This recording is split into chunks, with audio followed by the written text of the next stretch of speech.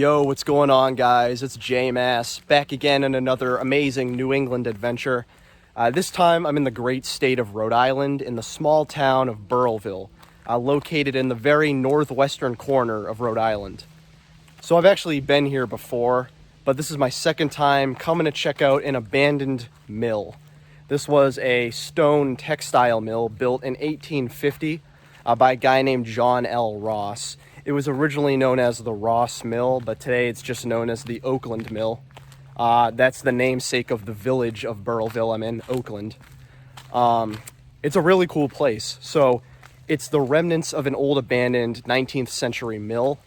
Most of the mill is actually completely gone. It's only a portion of the facade is left behind. But as you can see behind me, there's still a lot of remnants. You know, you got these paved asphalt roads in the middle of the woods. There's bricks and stone and all this shit everywhere. So the whole property that I'm in is, littered with remnants of the factory itself. But the actual structure is still intact. Most of the mill is gone. It's mostly the facade. And then there's actually an office building to the side we can check out. So again, I've been here before one time at the beginning of the year, but I want to come again in the summer and check out Oakland Mill, formerly Ross Mill, a pretty interesting 19th century textile mill located here in Rhode Island. So I'm going to bring you guys with me and we're going to check it out again. It's going to be a fun time and I'll catch you there. So this mill is actually in a pretty secluded area.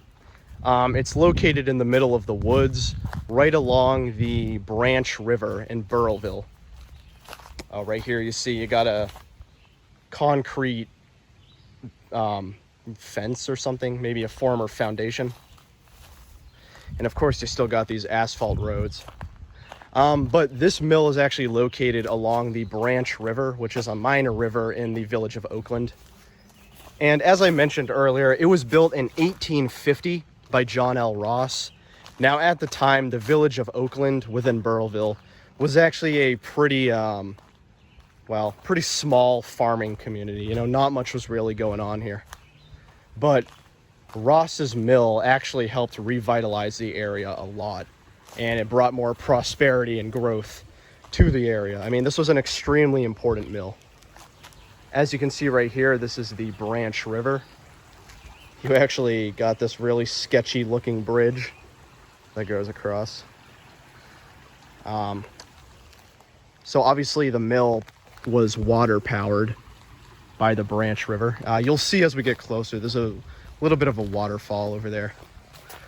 Again, it's pretty secluded in the woods, and actually getting here isn't hard, but it is in a very inconspicuous area and very overgrown by vegetation, as you can see. So the Oakland Mill, formerly the Ross Mill, was, again, a very important mill for its time. And today it's one of the few remaining stone mills in the area.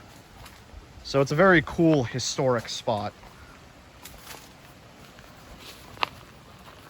And you can completely see how overgrown with vegetation and plants this was. I actually came here in the winter. I believe it was January. And obviously, it wasn't this bad. So this is pretty crazy to see. Okay, guys, we have officially arrived at Oakland Mill. Now, as I said, really what's left is this facade, the exterior of the mill. And it is absolutely amazing here. You also got this little bridge that goes across the Branch River. And I also just want to show you that there's like debris everywhere. This path that I was walking on is just completely destroyed concrete and stone. It's in a very disorganized, messy state at the moment. But yeah, this is the Oakland Mill, formerly the Ross Mill. And this is the very precarious bridge across. So one thing that kind of sucks is New England is in a bit of a drought at the moment. We're actually experiencing a really bad drought. Normally there's like a huge waterfall right there. This water just pouring down and the Branch River is filled. But obviously, because we're experiencing a drought, it's not as drastic at the moment. But you can still see that water is just pouring through. And, you know, back in the day when this mill was in operation in the 19th century, they harnessed this water, you know, for power and energy. And this is the exterior. Very cool. As I said, it's completely made of stone. And you can tell if you zoom in to see what it actually looks like. It's all the stone just stacked and compiled together. Very, very cool. Make our way across to the other side. And that's where we were earlier. Actually, you can tell they made a bit of a canal entranceway, which is pretty cool. But yeah, while the whole mill itself isn't intact anymore, you got this facade, which is slowly being overtaken by nature. So unfortunately, not too much is left behind, but still very cool. Oh, the other thing I want to tell you guys about, you're going to see bricks everywhere. Obviously, we have this here, but there also used to be a huge smokestack that was actually on the property. And the smokestack actually like collapsed at one point. I don't remember what year it was. I'll include down below, but this smokestack collapsed not long ago. And when that happened, brick was just sent everywhere. And, you know, now when you're walking along this place, you can just find brick all throughout the woods. It's pretty crazy. And right here, you got a beautiful portion of the Branch River. Looking absolutely stunning today. And right over here, you actually got a dam, which is pretty cool. Another portion of the mill right here. And as we make our way, you're gonna find this dam. Again, as I said, we're experiencing a severe drought at the moment, so this dam isn't gonna be at full capacity right now, but normally you got water just rushing down this thing. Last time I came here, this dam was just flooded with water. Unfortunately, that's not the case now, but this is the Oakland Mill's nearby dam, which was also built by John L. Ross. And it sort of creates this reservoir right on the banks of the Branch River. This is actually my first time walking across this because I believe last time I came here, there was just water all over it. And over there, we're gonna go a little bit later, but there's some stuff over there, including the office building. And it looks like some other miscellaneous foundations and equipment. But yeah, this is the dam. Pretty cool stuff. And right over there is where that mill is. You can't even see it now because it's just completely obscured by trees. I mean, one thing to keep in mind about this place is it is crazy how fast nature has reclaimed it. I forget exactly when it was abandoned. I don't think it was that recent. I think it was actually a long ass time ago, but still, it's pretty crazy to think about how nature has reclaimed this massive, huge mill. You know what I mean? Pretty cool though. So this is kind of hard to show you guys because there's not much room, but this is actually the front of the mill.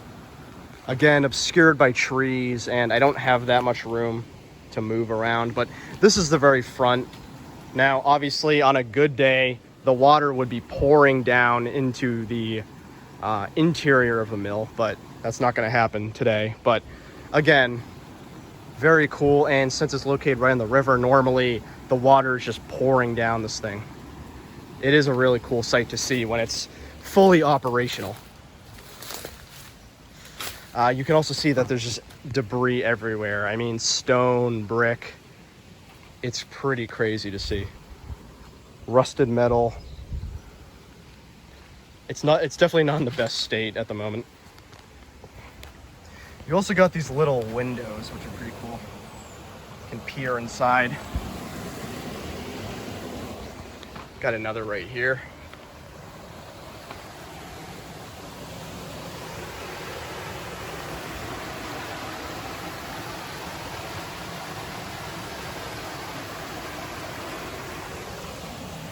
It's very cool.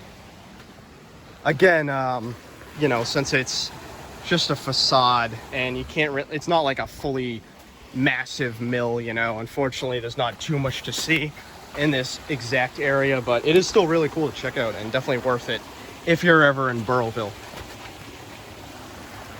All right, so we're actually gonna head back across this little bridge here, and then I'm gonna show you guys the office building, which is the last intact building in this area. It's completely fucking destroyed inside, but it's the last fully intact building in the Oakland Mill area. So I definitely want to show you guys that. That's going to be really cool to check out, and I'll meet you there. Just to show you guys real quick, this is another view of the front of the Oakland Mill. Again, kind of hard to see as it's obscured by plants, but pretty cool. So this is the final remaining structure on the property, which is kind of sad, but this is the last remaining fully intact structure on the Oakland Mill property. As you can see, it's made out of granite, and this was the former office building. You'll see in a second that it's pretty fucked up inside, but honestly, it's like the exterior isn't in bad condition. You can tell that this was a building, at least. Whereas with that, it's just complete ruins.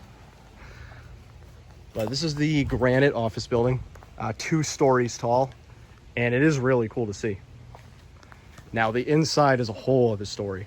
Check this out. There was actually a massive fire here.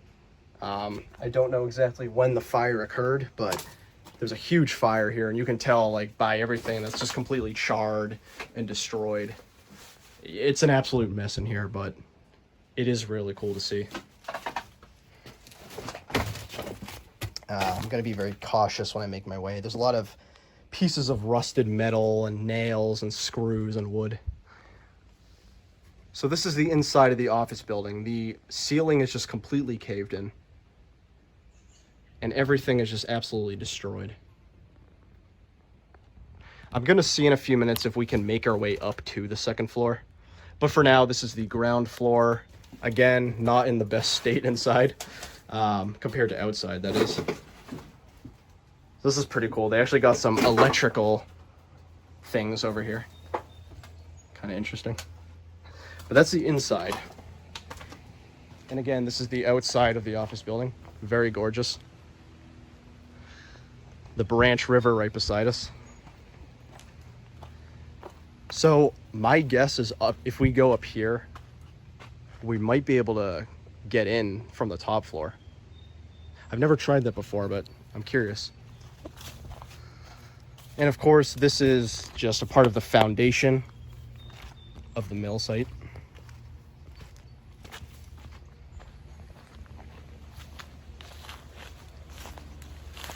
And that is the Oakland Mill right over there. Just crazy to me. I know I keep saying this, but it's truly crazy that nature has reclaimed it as quickly as it has. Really didn't take long at all. All right, I'll catch you guys as we make our way to the second floor of the office building. Okay, once again, this is the top floor. So far, it looks like it's pretty boarded up, but I believe I saw a few entrances. Oh, right here, actually. So this is the top floor. And, yeah, not in great condition. But a lot better than down below. This is what it looks like inside. You can see it also has that loose stone architecture.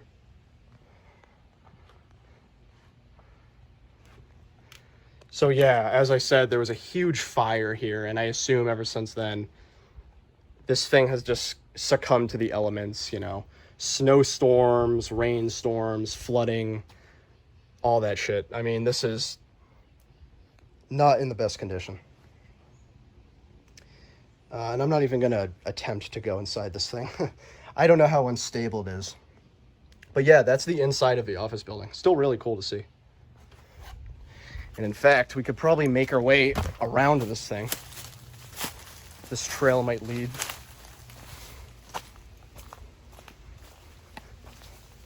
Oh yeah. This is the back side of the second floor.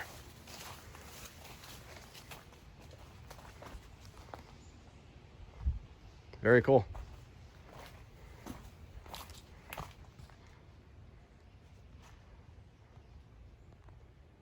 Hey, thank you guys again for joining me. This has been another abandoned New England adventure. I've been Jay Mass as always, and this has been the village of Oakland in the town of Burrillville, Rhode Island. Ross Mill, aka Oakland Mill, a very obscure but nonetheless important 19th century textile mill.